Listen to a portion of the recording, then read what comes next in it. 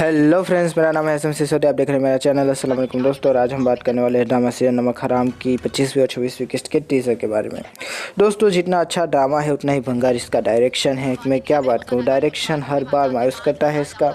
और ये सिर्फ इसके साथ नहीं है, हमारा हम टीवी पता नहीं कहाँ से डायरेक्टर्स पकड़ के लाता है। कुछ खास नहीं कर पाते डायरेक्टर्स हम टीवी के साथ। शायद प्रोडक्शन का कुछ मसला आ जाता होगा, कुछ डेट्स का मसला आ जाता होगा, लेकिन जाहिर सी बात है जिस तरह का ड्रामा है उस तरह का डायरेक्शन नहीं किया गया है। सबसे पहले बात करेंगे हमारे प्यारे से मुस्तफ़ा भाई के बारे में। तो मुस्तफ़ा भाई अंधेरी रातों में सड़क के किनारों पर अपनी पुरानी मोहब्बत का मातम करते हुए, अपने आप को धुतकारते हुए, अमीन कुरैशी को याद करते हुए, कभी मलाइका को याद करते हुए, कभी अमीन कुरैशी की आपा को याद करते हुए जा रहे थे कि बीच में किसी ने उनसे रास्ता पूछ लिया और एक अच्छे नागरिक की तरह उन्होंने रास्ता बताने की कोशिश की, लेकिन एक बुरे नागरिक की तरह उन वैन वालों ने उनको मतलब कि पहले इंजेक्शन ठोका, उसके बाद वैन के अंदर ठोका और फिर हमें पता चला कि उनको तो किडनैप कर लिया गया है। अब किडनैप करने वाला कौन है? जाहिर सी बात है ये अमीन कुरैशी नहीं, अमीन कुरैशी की आपा है।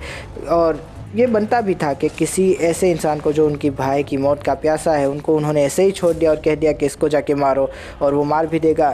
जाहिर सी बात है कि वो उसके पीछे आदमी भेजेगी और उसको पहले किडनैप करवाएगी और अपनी हिरासत में रखेगी और कहेगी कि जाओ उसको मारो, और पूरे के पूरे सबूत उसको मुहैया कराएगी जिससे कि उसका भी मन बन जाए कि मुझे अमीन कुरैशी को नहीं मलाइका को मारना है।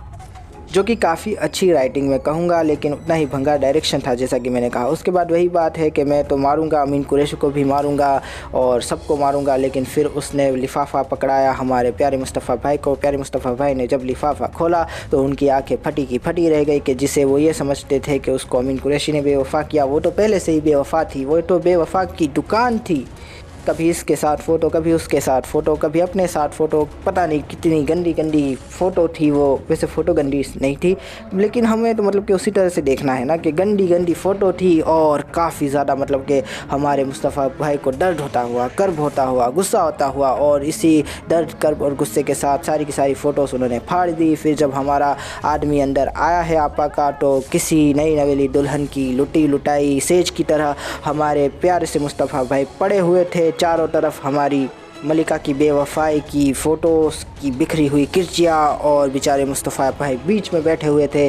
और फिर वही बात है कि मैं मारूंगा, मलाइका को भी अब मारूंगा, लेकिन उससे पहले अमीन कुरैशी को भी मारूंगा, दोनों को मारूंगा। और फिर वही बात है कि देखते हैं किसके अंदर कितना है दम, तुम मुझे यहाँ पर बांध के कब तक रखते हो।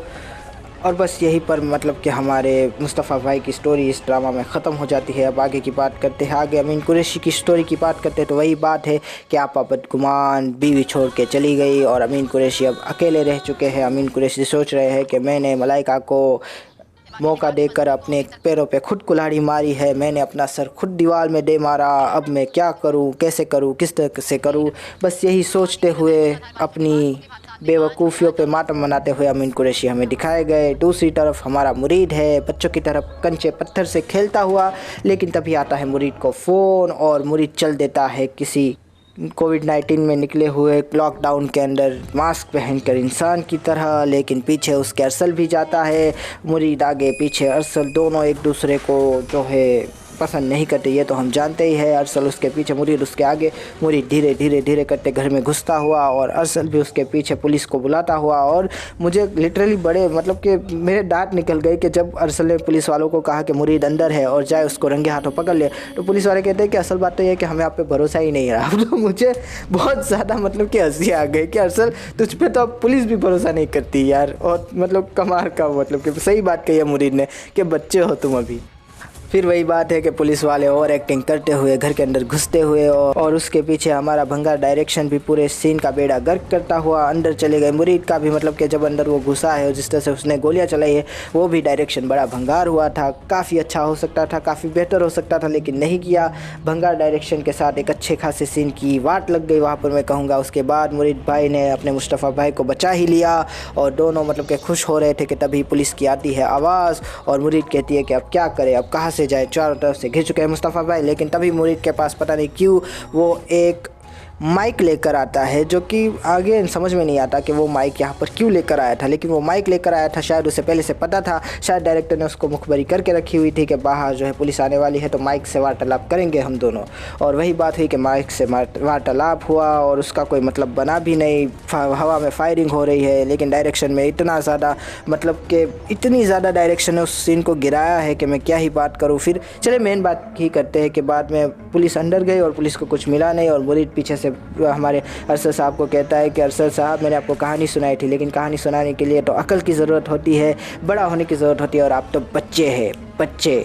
बस यही था, ड्रामा यहाँ पर ख़त्म हो गया। फिर अगली किस्त की बात करें तो अस्मा जो है किसी टेंशन में है, मुरीद को कह रही है कि मुरीद क्या हो किया है तुमने अब्बा के साथ, लेकिन मुरीद कहता हुआ कि आप टेंशन ना ले, साहब को मेरे अलावा कोई भी हार्म नहीं कर सकता, मैं ऐसा होने ही नहीं दूंगा। दूसरी तरफ हमारे साहब जी मतलब है फे होते हुए कहते हुए कि आप अभी मुझे छोड़ के चली गई, सब मुझे छोड़ के चली गई, मुरीद में अकेला हो गया, मुरीद कुछ करो। लेकिन वही बात है कि मुरीद कह रहा है कि मुस्तफ़ा को पकड़ना चाहिए, मुस्तफ़ा के पास कुछ ऐसे राज है, शायद उसने पता नहीं क्या क्या किया है कि आपकी ज़िंदगी इतनी तबाह बर्बाद हो गई है। दूसरी तरफ आपा भी कुछ मतलब कि चिल्ला रही थी कि वो लोग आके तुमसे हिसाब लेंगे, ये लेंगे।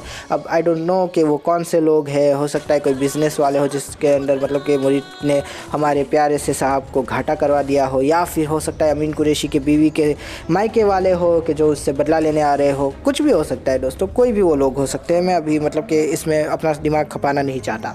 आगे बढ़ जाते हैं। मलाइका हमारी बड़ी खुश हो रही है, जैसे उसको सालों के बाद एफडी खुल गई हो, उस तरह से उसके मुंह पे खुशी थी। कोई चेक था शायद वो देख रही थी, शायद उसने अमीन कुरैशी का जो बिज़नेस था उसको कैश करवा लिया है, जिसका चेक उसको मिल गया है, जिसको देखकर वो मन ही मन नहीं बल्कि सच में मुस्काई जा रही है, खुल के मुस्काई जा रही है। और देखते हैं कि अब मलाइका का भी क्या होता है। मुझे नहीं लगता कि मलाइका का भी कोई अच्छा एंड आने वाला है। हमारे मुस्तफ़ा भाई मलाइका से भी बदला ज़रूर लेंगे।